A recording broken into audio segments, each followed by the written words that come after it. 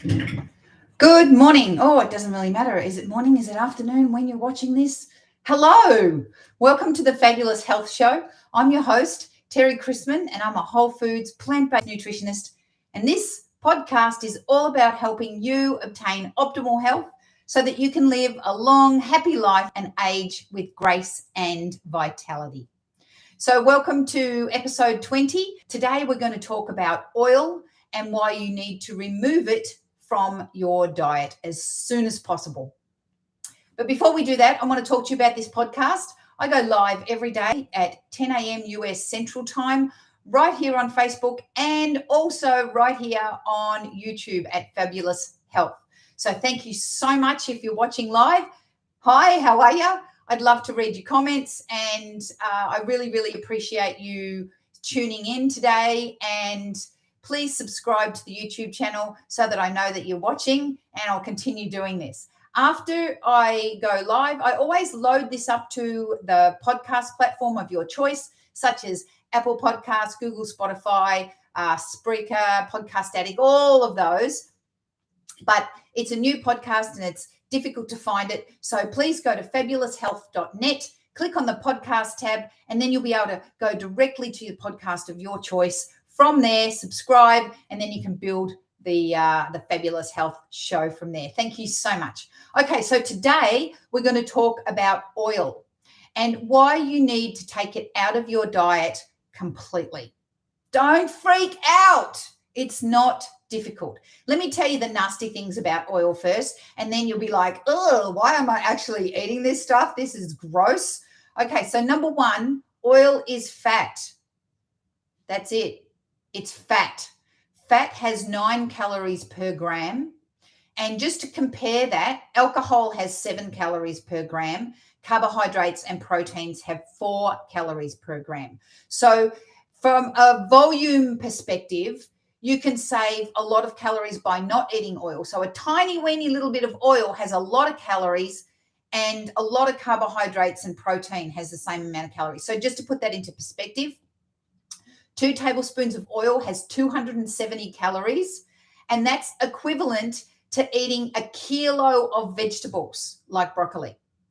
That's just insane. It's probably the equivalent of eating like 2 kilos of cucumber, which is a lot less calorie dense, energy dense than broccoli because it's full of water. But, you can see about from a volume perspective, when we eat, our body, it cares about calories, but what it really cares about is volume. So if you eat an itty bitty thing with a lot of calories, you're not going to be satisfied. If you eat a big thing with very few calories, you're going to be satisfied. And the good news is that all your whole plant foods, such as your fruits and your vegetables, particularly your vegetables, they have a lot of volume, a lot of nutrients, and hardly any calories. Whereas oil and fat has a very small volume, a ton of calories, and bugger all nutrients. So you really need it out of your diet. In fact, and I'm talking about all fats. So I'm talking about oil, butter, lard, margarine. Dr. McDougall, who wrote a fantastic book called The Starch Solution that you can get on my website, fabuloushealth.net, quick plug, says that the fat you eat is the fat that you wear. And it is so true. It sticks around. So let's assume you're eating some fries, and fries are made from potato, and then they are deep fried in oil. And when you eat fries, about 20% of the calories are potato, and about 80% of the calories are the fat. Yeah, go figure that out. And when you eat them, the carbohydrates from the potatoes are used as energy because your body knows how to do that. We run on glucose, and your potatoes are carbohydrates. So they are, glucose is a carbohydrate, and it's broken down very easily, bang, bang, bang, sliced up into little itty bitty bits. And then your body uses that glucose in your body for energy. Easy peasy. The oil is fat. Now, your body doesn't want to break fat down and convert it to glucose. It's not going to do that because it's fat. So what it does is it says, what am I going to do with this? I know I'll store it for later. So it sticks it on your butt, it sticks it on your tummy, it sticks it under your chin, it sticks it on your bat wings, and you store the fat and you burn the carbohydrates. Now, if all you eat all day is 500 calories of potato chips and nothing else, then that's not enough calories for your body to use to operate properly. So it may suck some of those fat calories out of your fat and then recycle them into usable energy. But that doesn't happen all the time, because who only eats 500 calories a day? What we normally do is that we overeat the calories, so that fat sticks around.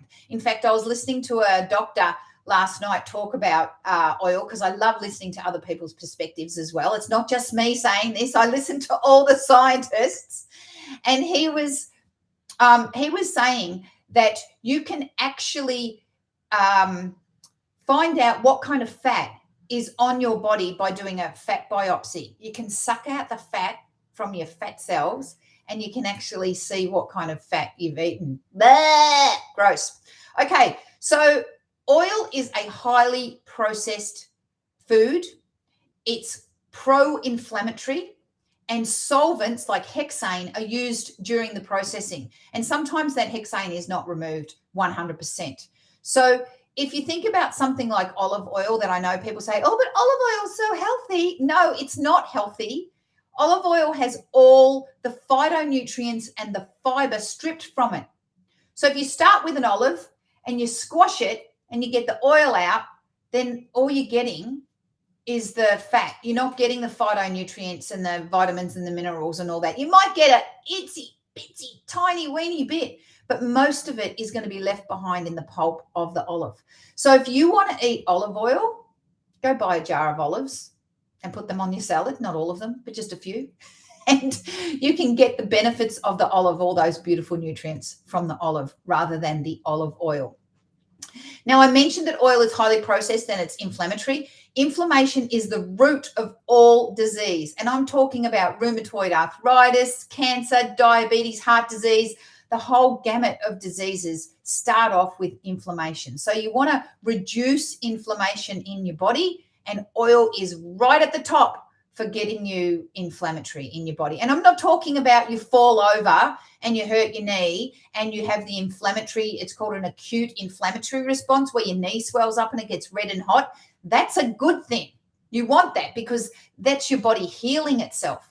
Chronic inflammation, systemic inflammation, it runs at a low level and it's putting your body on high alert all the time. So your body is not running optimally. It's running in a state of fright or flight all the time. And you don't want that. You want to be calm and relaxed. You want your body just to work as a beautiful, well-oiled machine that it is. You don't want it to always be on edge. So get rid of oil and get rid of the inflammation.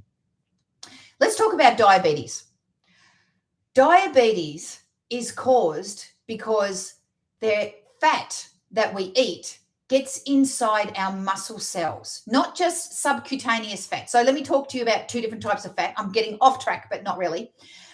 There are two types of, well, there's lots of different types of fat, but the two I'm going to talk about. There is subcutaneous fat, and that's the fat that sits outside your muscles and inside your skin. So that's the fat that you can squish. Yeah, you squish your tummy, you can feel the fat. You can, see it under your chin. That's the subcutaneous fat. That's not really dangerous fat, but you don't want to have tons of that. What the dangerous fat is the fat that goes inside your muscle cells, and the fat that surrounds your organs and infiltrates your organs, like your liver. And it makes it really difficult for those organs to operate because they're full of fat. Now, the ones inside the muscle cells, they are totally problematic, because what happens is when the muscle cells have fat inside them, they stop the insulin from getting in. Now, I'm just going to give you a quick scientific 25 words or less about how your body makes energy. And that is, you eat the carbohydrates. The carbohydrates are broken up into glucose molecules, and then your glucose is in your blood, and then that triggers the signal of glucose inside your blood, triggers your pancreas to produce insulin. And insulin comes flying around into your blood and goes to the muscle cells, and it's like it has the key to the lock to the cell. So the insulin comes along and says, I'm here, opens the door to the cell, and the glucose says, yay, I'm going in.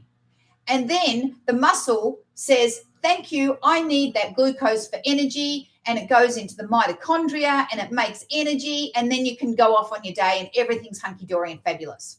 Okay, in a situation where your muscle cells are full of fat, intramuscular fat, the insulin comes flying out of the pancreas because you've eaten the carbohydrates or whatever you've eaten, and the glucose is flying around in your body, in your blood, and the glucose comes to the muscle cell and the insulin gets the key and it won't fit.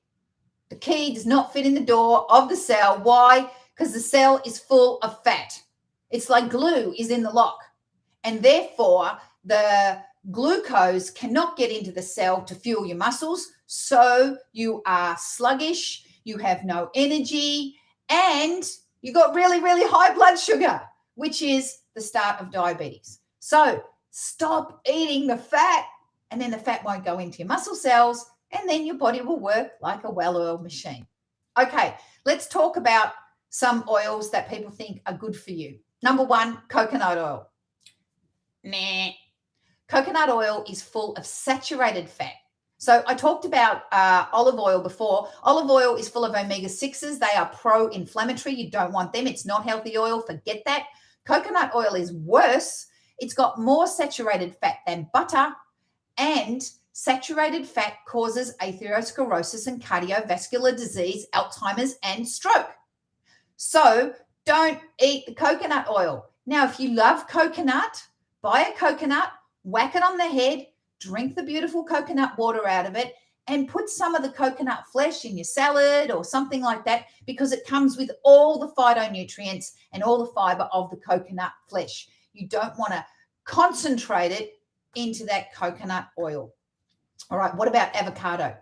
Avocado is magnificent, but it is high in fat too. But avocado also is a whole food, and it's got fiber and other nutrients. So if you want to use avocado on your toast instead of butter, do that, but spread it thinly like you would butter. You wouldn't put like a whole slab of butter on your toast and call it breakfast. Don't put a whole avocado on your toast and call it breakfast. You can use avocado sparingly, and you're going to get good nutrients from the avocado, and you're not going to get too much fat.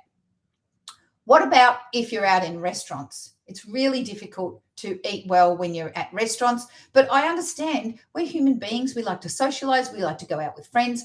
Number one, call first. Speak to the chef. Tell them you have a dietary restriction. You can't eat oil. Can they please steam or bake or grill or air fry or whatever your food? Listen to those words. You can do that at home. If you don't want to use oil, which you don't want to use oil, you can do these things at home. You can steam, you can bake, you can grill, you can air fry. But everything's going to stick to the bottom of the pan. What am I going to do? It's not going to stick to the bottom of the pan.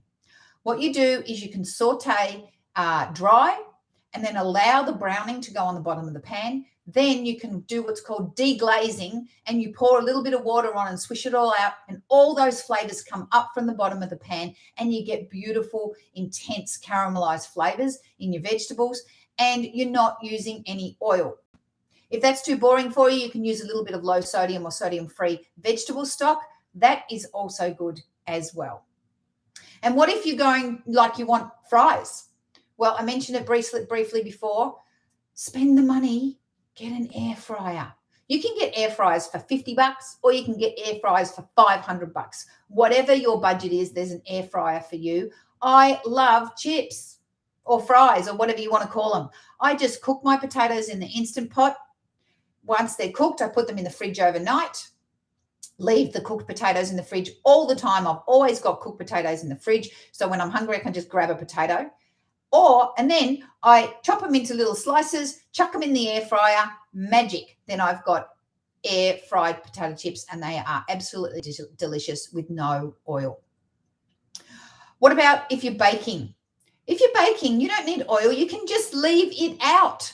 And if you think your cakes or your biscuits or whatever are going to be dry, you can use bananas and applesauce for moisture. So there's no problem there. And of course, if you don't know what to do, there are so many places on the internet that will help you with oil-free cooking. One of my favorites is the Physicians Committee for Responsible Medicine, pcrm.org.